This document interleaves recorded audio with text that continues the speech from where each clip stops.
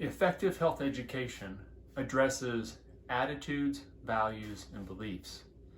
And it's interesting because health is not truly, at least school health education, is not truly a science, and it's certainly not entirely an art where we can color outside the lines every single day. And yet it seems to be a mixture of those two. And what I mean is that it's not always black and white. There's plenty of opportunity to explore the gray area, so to speak. And it's in these times where, as an instructor, our ability to ask good questions, to reserve our own personal judgment in allowing students to wrestle with issues and explore and come to terms with what they personally believe and what they value and how they want to approach different situations is key. Welcome to Health Ed with Cougar. Today we're talking about characteristics of effective health education number 3, addressing values, attitudes, and beliefs.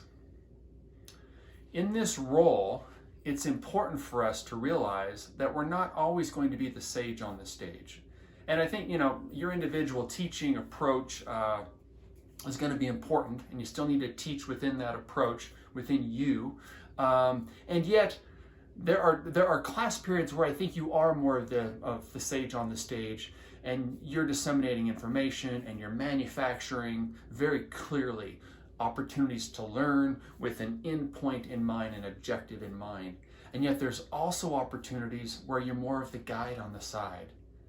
And not to be repetitive, but this really is where you need to be open-minded yourself and ask good questions. And sometimes it's about helping students identify and then explore their blind spots.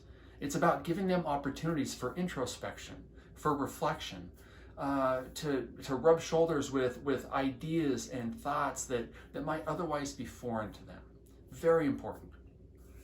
And I think to be a little more concrete maybe is to think, what does this look like in our lesson plans?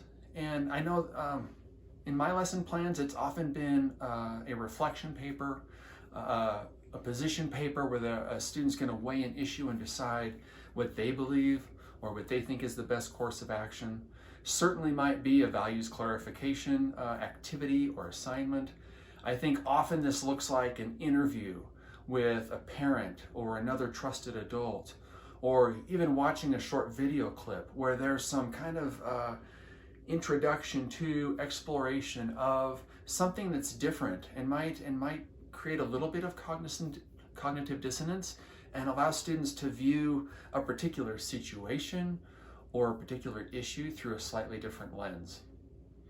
If I may, there are 4 things that I think have been really important for me, and I just offer them up as a suggestion.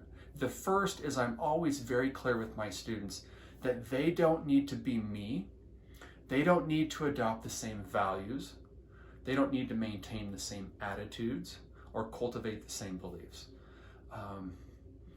They get to be them, and they get to decide how they feel and how they want to approach each of these situations. And that's really important. In no way am I trying to brainwash them to be a mini-me and to see the world through the exact same lens. I think that's very important.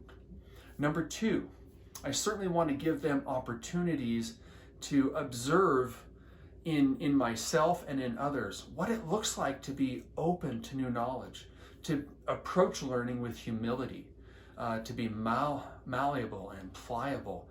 I often share that with my students that, that's my goal. I want to be a lifelong learner, and I don't have it all figured out right now.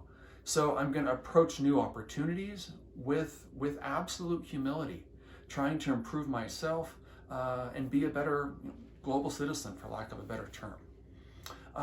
Number 3, I think it's important that students understand that their attitudes and their values and their beliefs are likely to evolve with time, with additional maturation, with additional life experience, and with life exploration. And I try to share with them some of that evolution in my own life, whether that's some new perspectives I've picked up while traveling, or in meeting with someone, talking to someone, going to dinner with a friend who has a completely different view or perspective, that I really valued that opportunity.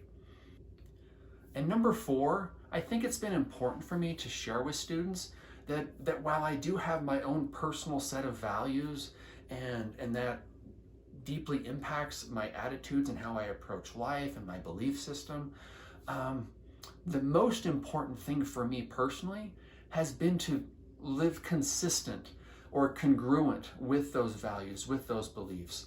I enjoy so much more peace and joy and satisfaction in my life when I live according to my belief system.